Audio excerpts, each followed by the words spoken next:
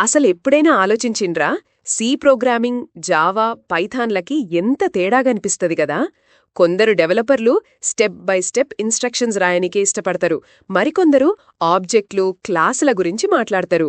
ఇయ్యాల మనమసలు దేని గురించి మాట్లాడుకుంటున్నామంటే, ప్రొసీజర్ ఓరియెంటెడ్ ప్రోగ్రామింగ్‌కి, ఆబ్జెక్ట్ ఓరియెంటెడ్ ప్రోగ్రామింగ్‌కి మధ్య జరిగే పెద్ద యుద్ధం గురించే. ఈ వీడియో అయ్యేసరికి ఇవి ఎప్పుడెప్పుడు వాడాలే అనేది మీకు స్పష్టంగా తెలిసిపోతది. రియల్ కోడ్ ఎగ్జాంపుల్స్తోని ఎంత క్లియర్గా చెప్తామంటే మళ్ళా మీకు ఏ డౌటు ఉండది. ఇక ముందుగా మనమసలు ప్రొసీజరల్ ప్రోగ్రామింగ్ గురించి మాట్లాడుకుందాం. దీన్నే మనం పీఓపీ అంటాం. ఒక రెసిపీని ఫాలో అయినట్టుగా అనుకోండ్రి. మీరు కొన్ని స్టెప్స్ రాస్తారు, కంప్యూటర్ వాటిని ఒకదాని తర్వాత ఒకటి చేస్తది. ఇదిగో ఒక చిన్న సి ఎగ్జాంపుల్, కోడ్ ఎగ్జాంపుల్. పీఓపీలా ఫోకస్ అంతా ఫంక్షన్ల మీదికే ఉంటది. డేటా మామూలుగా గ్లోబల్ ఉంటది. ఏ ఫంక్షన్ అయినా దాన్ని వాడుకోవచ్చు. ఇది చాలా సింపుల్, ఫాస్ట్ ఉంటది. చిన్న ప్రోగ్రాములకు మంచిగా పనికొస్తది.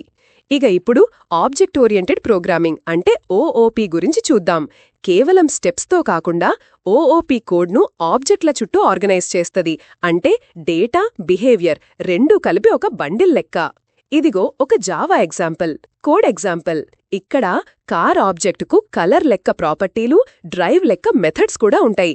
దీనివల్ల కోడ్ మాడ్యులర్గా మళ్ళా వాడుకునేటట్టు ఉంటది.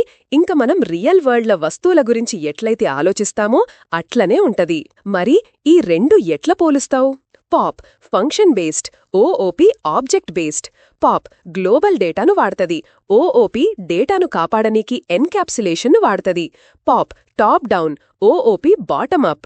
పాప్ చిన్న చిన్న స్క్రిప్టులకు మంచిది. ఓఓపీ పెద్ద కాంప్లెక్స్ అప్లికేషన్స్లో బాగా పనికొస్తది. దీనికి ఒక చిన్న ఉదాహరణ ఎట్లంటే, పాప్ ఒక రెసిపీ బుక్ లెక్క, నువ్వు స్టెప్స్ ఫాలో అయితావు. ఓఓపీ ఒక రెస్టారెంట్ కిచెన్ లెక్క, ఒక్కో షెఫ్కు వాళ్ల రోలేందో తెలుసు, వాళ్ల సొంత ఇంగ్రీడియంట్స్ ఉంటాయి, అందరూ కలిసి డిష్ను సర్వ్ చేస్తారు. మరి ఇవి ఎప్పుడెప్పుడు వాడాలే?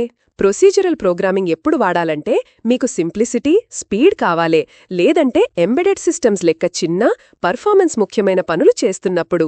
ఆబ్జెక్ట్ ఓరియెంటెడ్ ప్రోగ్రామింగ్ ఎప్పుడు వాడాలంటే మీరు పెద్ద పెద్ద అప్లికేషన్లు తయారు చేస్తున్నప్పుడు, టీములతో పనిచేస్తున్నప్పుడు, లేదంటే మాడ్యులర్, మళ్ళా వాడుకునే కోడ్ కావాలన్నప్పుడు. ఒక్క ముక్కలో చెప్పాలంటే ఈ రెండు రకాల ప్రోగ్రామింగ్లకు వాటి ప్లేస్ ఉంది. కానీ మీరు స్కేలబుల్, మెయింటైనబుల్ సాఫ్ట్వేర్ చెయ్యాలనుకుంటే ఓఓపీనే మీకు బెస్ట్ ఫ్రెండ్. ఒక ప్రొసీజరల్ ప్రోగ్రామ్ను తీసుకొని దాన్ని ఓఓపీలోకి స్టెప్ బై స్టెప్ ఎట్లా మార్చాలి అని చూపియాలంటే కామెంట్స్లో ఒక 5 పెట్టండ్రి. అప్పుడు దాన్ని నెక్స్ట్ వీడియో చేస్తా. మరిన్ని క్లియర్, ప్రాక్టికల్ కోడింగ్ ఎక్స్ప్లెయినర్ల కోసం టెక్ ఆరంభం ఛానల్ను లైక్ చేయడం, షేర్ చేయడం, సబ్స్క్రైబ్ చేయడం మర్చిపోవద్దు సుమా. మళ్ళా ఇంకో వీడియోలో కలుద్దాం.